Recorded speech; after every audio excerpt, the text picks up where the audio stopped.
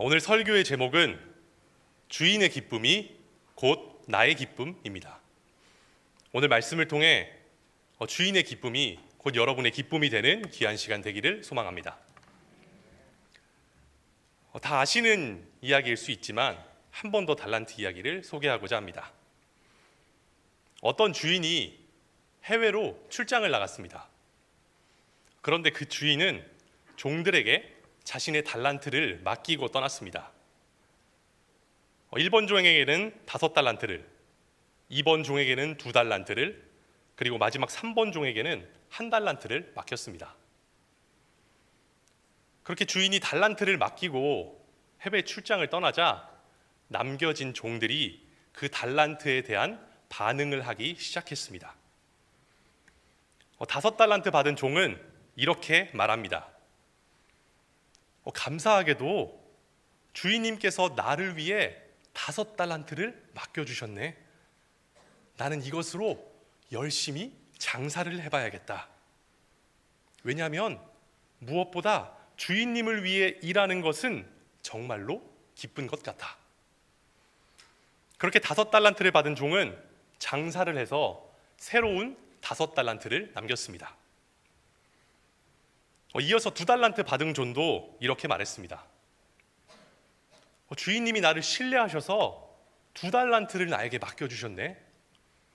나도 이것으로 장사를 해서 주인님의 달란트를 더 크게 한번 남겨봐야겠다. 왜냐하면 나도 주인님의 일에 동참해서 일하는 것이 정말로 기뻐 라고 얘기했습니다. 그렇게 2달란트 받은 종도 장사를 해서 새로운 2달란트를 얻었습니다. 마지막으로 1달란트 받은 종은 이렇게 말했습니다. 주인님이 나에게 1달란트를 맡겨주셨네. 그런데 나에게 왜 1달란트를 맡겨주셨지? 그리고 다른 종들은 조금 이상한 것 같아. 장사를 하면 달란트 돈을 더 벌 수도 있지만 돈을 더 잃게 될 수도 있는데 내가 생각하기에 달란트를 손해보게 되면 주인님이 별로 안 좋아하실 것 같아. 그렇게 1달란트 받은 종은 달란트를 그대로 땅에 묻어두었습니다. 시간이 지나서 주인은 다시 집에 들어와 종들을 불러서 결산을 하기 시작했습니다. 5달란트 받은 종은 내가 주인을 위해 장사를 하여 새로운 5달란트를 남겼다고 이야기합니다. 그 이야기를 들은 주인은 5달란트를 받은 종에게 착하고 충성된 종이라고 말하며 그를 칭찬합니다. 그리고 주인인 나의 즐거움에 너도 함께 참여하게 될 것이라고 이야기했습니다. 2달란트를 받은 종도 이와 같이 착하고 충성된 종아, 내가 적은 일에 충성하였음에 내가 많은 것을 내게 맡기리니 주인의 즐거움에 너도 함께 참여할지라 라는 칭찬을 받게 됩니다. 마지막으로 1달란트 받은 종은 주인에게 이렇게 이야기를 합니다. 주인님, 저는 당신을 실망시키지 않기 위해, 당신은 손해보는 걸 싫어하시는 분이잖아요. 단 한 푼도 저는 손해를 보지 않고 그대로 이 한 달란트를 가지고 왔습니다. 그런데 이 1달란트 받은 종은 주인에게 악하고 게으른 종이다라는 평가를 받게 되고 결국 주인의 집에서 쫓겨나게 됩니다. 여기까지가 오늘 달란트 본문의 내용입니다. 근데 보통 이 달란트 말씀을 전할 때 보통 일반적으로 전해지는 메시지가 있습니다. 성실하게 일하자, 게으르지 말자, 주님께서 나에게 맡겨주신 재능을 활용을 해서 그 재능을 발휘하자 라는 메시지로 흔히 전달되어지곤 합니다. 하지만 오늘 읽은 마태복음 25장의 1절 첫 번째 부분을 살펴보면 바로 천국은 마치라는 단어로 시작하게 됩니다. 그렇게 25장이 천국은 마치라는 단어로 시작하게 되고 10처녀의 이야기를 지나서 오늘의 달란트 비유가 바로 등장하게 됩니다. 한마디로 오늘 이 달란트의 비유는 하나님 나라, 즉 천국에 관한 말씀입니다. 우리는 오늘 이 마태복음 25장 달란트 비유의 말씀을 통하여서 천국이 과연 어떤 곳인가를 꼭 발견할 수 있어야 합니다. 이제 우리가 이 달란트 비유 안에 담긴 하나님 나라, 즉 천국을 보다 제대로 알기 위해서 종들의 모습과 주인의 반응을 자세히 한번 살펴봐야 하는데요. 성경 구절을 다 같이 하나 읽도록 하겠습니다. 오늘 본문 21절을 다 같이 읽도록 하겠습니다. 그 주인이 이르되 잘하였도다 착하고 충성된 종아, 내가 적은 일에 충성하였음에 내가 많은 것을 내게 맡기리니 내 주인의 즐거움에 참여할지어다 하고, 개인적으로 저는 이 구절을 볼 때 주인의 감격스러움이 느껴집니다. 종들이 얼마나 기특했으면 이런 칭찬을 했을까?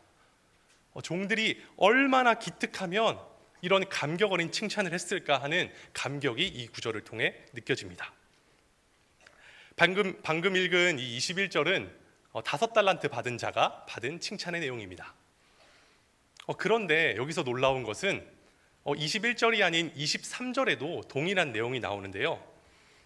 2달란트 받은 자와 2달란트를 받은 종과 5달란트를 받은 종이 토시 하나 다르지 않고 똑같은 칭찬을 받게 됩니다. 우리가 세상의 이치대로 본다면 가장 큰 액수를 남긴 5달란트 받은 종이 가장 큰 조명과 칭찬을 받아야 합니다. 하지만 달란트 비유에서 종들이 얼마를 남겼는가는 오늘 주인에게 별로 중요하지 않았습니다. 왜냐하면 주인에게 중요한 것은 바로 종들의 마음과 중심이었기 때문입니다. 이 종들에게는 오늘 설교의 제목과 같이 주인의 기쁨이 곧 나의 기쁨이었습니다. 이들은 달란트를 많이 남기는 것보다 주인이 자신을 신뢰하며 달란트를 맡기셨다는 그 사실이 이들에게는 정말 큰 기쁨이었습니다. 그리고 그 기쁨이 얼마나 크던지 성경은 달란트를 받자마자 바로 달려갔다라고 기록하고 있습니다. 한마디로 정리하면 이 주인의 기쁨이 진짜 나의 기쁨이 되었던 것입니다. 때문에 나의 즐거움에 함께 참여하자라는 엄청난 칭찬을 받게 되었습니다.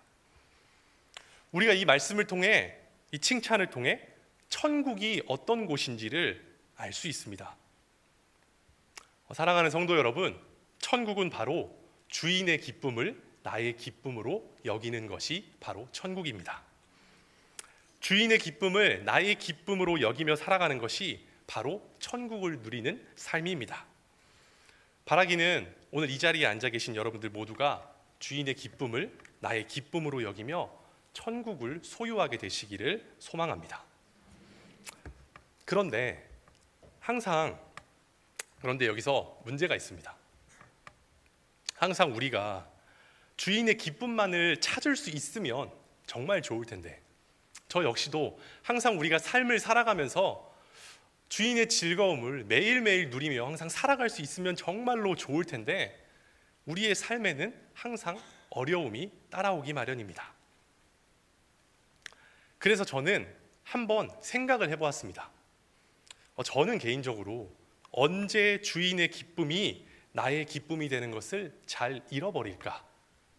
그런 마음을 언제 소유하지 못하게 될까를 한번 고민해 보았습니다. 그리고 주인의 기쁨이 나의 기쁨이 되자라고 이렇게 메시지를 선포할 때에 어려운 마음이 한 가지가 있습니다. 왜냐하면 아까도 얘기한 것처럼 주인의 기쁨이 나의 기쁨이 되는 그 삶을 살아내는 것은 우리에게 쉽지 않은 일이기 때문입니다. 첫 번째로 저는 언제 주인의 기쁨이 나의 기쁨으로 여겨지기 어렵나 한번 고민을 해봤을 때 안타깝게도 생각보다 꽤 많이 떠올랐습니다. 한번 부끄럽지만 한번 말씀을 드려보겠습니다. 첫 번째로 저는 저의 간절한 기도에 하나님이 침묵하신다고 느껴질 때 주인의 기쁨이 나의 기쁨으로 받아들여지기가 참 어려운 것 같습니다. 저는 좀 생각이 많은 타입이어서, 사람마다 타입이 있는데 저는 생각이 좀 많은 타입이어서 내가 기도할 때 주님이 오랫동안 침묵하시면 바로 다른 생각을 곧 하게 됩니다. 단순하지 못하고 이것저것 다른 생각을 통해 주인의 기쁨보다 그 안에 다른 기쁨을 대체하곤 합니다. 그럴 때 주인의 기쁨을 온전히 생각하는 것은 굉장히 어렵습니다. 또 이럴 때 저는 어려움을 느끼기도 합니다. 악인들의 기세가 점점 더 당당해질 때 주인됨의 기쁨을 찾기가 참 어려워집니다. 저도 또한 죄인이기 때문에 악인 같을 때가 있지만 세상에서 일어나는 범죄, 전쟁, 이해하지 못하는 모든 것들을 바라볼 때 그곳에서 주인의 기쁨을 느끼는 것은 생각보다 쉬운 일은 아니구나라는 것을 느끼게 됩니다. 또는 영적 싸움을 깊게 하고 있을 때, 사단이 나를 공격해 올 때 이 안에서 내가 주님의 기쁨을 발견한다는 것은 생각보다 쉬운 일은 아닙니다. 그리고 이런 경우도 있습니다. 굉장히 사소한 경우에도 그런 어려움을 느끼곤 하는데요. 저는 전도사입니다. 전도사임에도 성경책을 읽고 무슨 말인지 하나도 모를 때가 있습니다. 전도사임에도 하나님의 말씀을 알기 위해 성경책을 열심히 읽었는데도 이게 도대체 무슨 말이지? 이게 도대체 무슨 말인지 하면서 그럴 때 주인의 기쁨이 나의 기쁨이 된다는 것은 어렵기도 합니다. 그러다가 그 성경책을 조금 더 쉽게 이해해 보겠다고 도움이 되는 신학책을 몇 권 더 읽으면 더 이해가 가지 않습니다. 그럴 때 내 안에서 주인의 기쁨을 찾는 것은 생각보다 되게 쉽지 않았던 것 같습니다.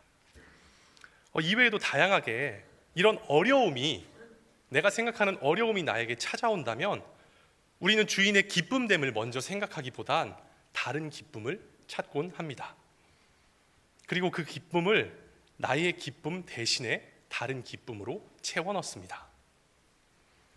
이렇게 주인의 기쁨을 나의 기쁨으로 여긴다는 것은 생각하는 것만큼 쉬워 보이지는 않습니다. 그런데 저는 TV 프로그램 중에 되게 자주 즐겨보는 프로그램 중에 금쪽이가 있습니다.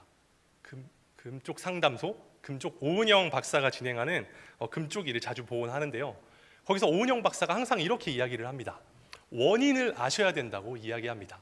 무슨 문제가 있을 때 원인이 뭘까요? 그 원인이 뭘까요? 하고 이야기하는 것을 자주 목격하게 되었습니다. 그런 것처럼 저는 이러한 나에게 어려움이 찾아올 때 주인의 기쁨이 나의 기쁨이 되기 왜 어려울까? 그 원인이 무엇일까를 한번 고민해 보았던 적이 있습니다. 그렇다면 이런 말도 됩니다. 우리가 주인의 기쁨이 나의 기쁨이 되지 못하는 원인은 분명히 있다는 것입니다. 그리고 우리는 오늘 본문 한 달란트 받은 종으로부터 그 원인을 찾을 수 있습니다. 본문 26절의 말씀을 우리 다 함께 읽어보도록 하겠습니다. 그 주인이 대답하여 이르되 악하고 게으른 종아, 나는 심지 않은 데서 거두고 해치지 않은 데서 모으는 줄로 내가 알았느냐. 많은 사람들이 이 한 달란트 받은 종이 쫓겨난 이유를 오해하곤 합니다. 돈을 남기지 않았다, 이윤을 남기지 않았다, 게을렀다, 성실하게 일하지 않았다 라는 이유를 찾곤 합니다. 하지만 우리가 방금 읽은 26절에서 명확하게 그 이유를 설명해 주고 있습니다. 한 달란트 받은 종이 쫓겨났던 이유는 바로 주인을 오해했기 때문입니다.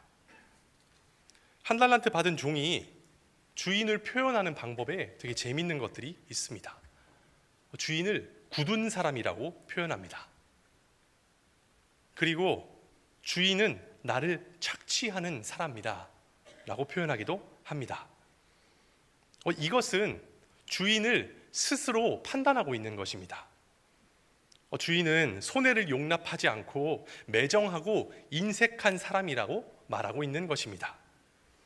이것은 정말로 큰 오해입니다. 오늘 주인이 분노한 이유가 바로 여기 있다고 생각합니다. 오늘 이 달란트 비유에서의 주인은 결코 인색한 사람이 아닙니다. 누가 아무런 조건 없이 1달란트라는 큰 돈을 종에게 맡기겠습니까? 주인은 돈을 쉽게 벌 수 있는 사람입니다. 일반적으로 돈이 많으면 돈을 더 쉽게 벌 수 있다고 합니다. 누군가에게 그 큰 돈을 맡겨서 수수료를 받을 수도 있고, 돈이 많으면 그 돈을 일반적으로 더 쉽게 불릴 수 있는 것이 일반적입니다. 그러나 주인은 종들에게 아무런 조건도 없이 재산을 맡겼습니다. 이것만 보아도 주인은 전혀 인색한 분이 아니라는 것을 알 수 있습니다. 모든 것이 주인에 대한 나의 오해로부터 비롯된 것을 알 수 있습니다. 오늘 우리도 1달란트 받은 종처럼 하나님을 얼마나 많이 오해하고 있는지 모릅니다. 기도의 응답이 없을 때, 나에게 시련을 주는 것만 같을 때, 그리고 때로는 하나님을 소원을 들어주는 사람으로 오해를 하기도 합니다. 20대 초반에 저는 예수님에 대한 오해가 한 가지 있었습니다. 저 역시도 예수님에 대한 오해가 한 가지 있었는데요. 저는 예수님의 십자가에는 바로 조건이 있다라고 생각했습니다. 그런 오해를 가지고 있었습니다. 주일학교 때 모태신앙으로 자라오면서 십자가의 사랑은 조건이 없는 사랑이다라는 것을 듣고 배우면서 자라왔지만, 정작 저의 행동에서는 그러지 못하는 것을 너무나 많이 발견할 수 있었습니다. 이 죄의 문제, 죄책감의 문제를 해결하지 못하고 예수님 앞에 오히려 더 나아가지 못하고 내 안에 율법을 만들고 선행을 쌓기 시작하고 고행을 쌓기 시작하면서 예수님에게 나아가는 큰 벽을 스스로 만들고 있었습니다. 듣기로는 예수님의 십자가는 조건이 없는 사랑이다 라는 것을 듣고 배우면서도 정작 나의 행동으로는 그렇지 못했습니다. 그런 오해를 가지고 있었습니다. 하지만 예수님은 그렇게 인색한 분이 아니셨습니다. 예수님은 십자가의 사랑이 왜곡되는 것을, 오해받는 것을 가장 크게 분노하셨습니다. 그렇게 제가 예수님을 오해했다는 그 원인을 알고 그 사랑이 진짜 내 사랑이 될 때, 그 사랑을 믿을 때 저의 오해는 조금씩 사라지게 되었습니다. 사랑하는 주사랑 성도 여러분, 우리가 알 수 있는 정말 귀한 사실이 하나 있습니다. 예수님을 오해하는 마음으로는 바로 천국을 누릴 수 없다는 것입니다. 그러면서 오늘 말씀을 준비하면서 확실히 알게 된 사실 하나는, 주인의 기쁨이 나의 기쁨이 되는 곳이 바로 천국이라는 것입니다. 내가 어디서 봉사를 하건, 내가 어디에 서 있건 그 자리에서 주인의 기쁨이 나의 기쁨이 될 수 있다면 그곳은 바로 천국일 것입니다. 제가 만난 하나님의 나라는 바로 그런 곳이었습니다. 저는 그 어디나 하늘나라라는 그 찬양의 가사를 참 좋아하는데요. 그 찬양의 가사가 실제가 되는 것은 바로 주인의 기쁨을 나의 기쁨으로 받아들이는 것이었습니다. 혹시 여기서 올 한 해를 마무리하면서 주인을 향한 기쁨이 없어서 지쳐 계신 분이 계십니까? 혹 내가 사역을 하다가, 신앙생활을 하다가, 섬김을 하다가 그렇게 선을 행하다가 낙심하신 분이 계십니까? 주인을 향한 기쁨은 잃어버린 지 오래돼서 그저 나의 신앙생활이 밑빠진 독에 물 붓기라는 마음이 찾아오신 분이 안 계십니까? 마지막으로 1달란트 받은 종처럼 하나님과 깊은 오해의 시간을 보내고 있는 분은 또 안 계십니까? 오늘 혹시 그런 상황에 놓여 있는 분이 이곳 이 자리에 계신다면 주님과의 오해를 풀고 주인의 기쁨을 다시 회복하는 그런 은혜가 있기를 간구드립니다. 주인을 향한 기쁨을 나의 기쁨이라고 반드시 입으로 고백하며 받아들이시기를 축복드립니다. 한 가지 확실한 것은, 우리가 주인의 기쁨을 위해 그 기쁨을 찾아나가는 그 믿음의 여정을 하나님은 결코 헛되이 보지 않으신다는 사실입니다. 이것은 계속 견뎌서 인내만 해라, 견뎌라 하는 말과 그 말투가 아닙니다. 오늘 말씀의 핵심은 내가 지금 주인을 향한 기쁨이 없다면 그 오해를 풀고 기쁨을 회복하는 것이며, 현재 내가 주인의 기쁨을 나의 기쁨으로 여기고 있다면 그 기쁨을 더욱더 크게 누리는 것입니다. 사랑하는 성도 여러분, 이제 말씀을 마치면서 한번 제가 고민했던 부분을 나누고자 합니다. 지금 저에게, 이번 말씀을 준비하면서 지금 저에게 주인의 기쁨이 나의 기쁨이 되는 것은 어떤 게 있을까 한번 고민을 한번 해보았습니다. 그때 제게 주신 마음이 있습니다. 개인적으로 제가 대림절을 정말로 좋아합니다. 부활절 전에는 사순절이 있고 성탄절 전에는 예수님의 오심을 기다리는, 소망하며 기다리는 대림절이 있습니다. 제가 그 대림절을 참 좋아합니다. 주님께서 오늘 말씀을 준비하면서 주인의 기쁨이 나의 기쁨이 되는 것이 뭐가 있을까 하고 고민해 봤을 때 주님께서 제게 주시는 마음은 오늘부터 시작되는 대림절을 알리고 이제 곧 다가오는 예수님의 탄생의 소식을 소망하며 기다리는 것을 선포하는 것이었습니다. 이렇게 대림절이 시작되는 날 설교를 할 수 있게 해주신 그 하나님의 놀라운 기쁨이 바로 곧 저의 기쁨이었습니다. 우리가 이 대림절기를 간절히 기다리고 소망한 만큼 기쁨은, 성탄의 기쁨은 몇 배로 커질 것이며, 그때 주님의 탄생의 기쁨은 곧 우리의 기쁨이 될 것입니다. 오늘 저에게 맡겨주신 주인의 달란트와 기쁨은 바로 대림절을 선포하며 성탄을 소망하는 것이었습니다. 바라기는 여기 앉아 계신 우리 모두가 주인의 기쁨을, 우리의 주인 되시는 하나님의 기쁨을 나의 기쁨으로 여기며 천국을 소유하는 주사랑 공동체가 되기를 주님의 이름으로 축복합니다. 다 같이 기도하시겠습니다. 찬양을 받기에 합당하신 하나님, 지금 이 순간 우리의 주인이 한 분 하나님이심을 고백하며 나아갑니다. 우리의 믿음의 여정 가운데 주인의 마음을 오해하지 않으며 주님의 기쁨이 나의 기쁨이 되는 마음을 소유하여 주인의 즐거움에 동참하는, 그런 우리 즐거움에 동참하는, 천국에 동참하는 우리 모든 주사랑 공동체가 되기를 간절히 소망합니다. 감사드리며 예수님 거룩하신 이름으로 기도드립니다. 아멘.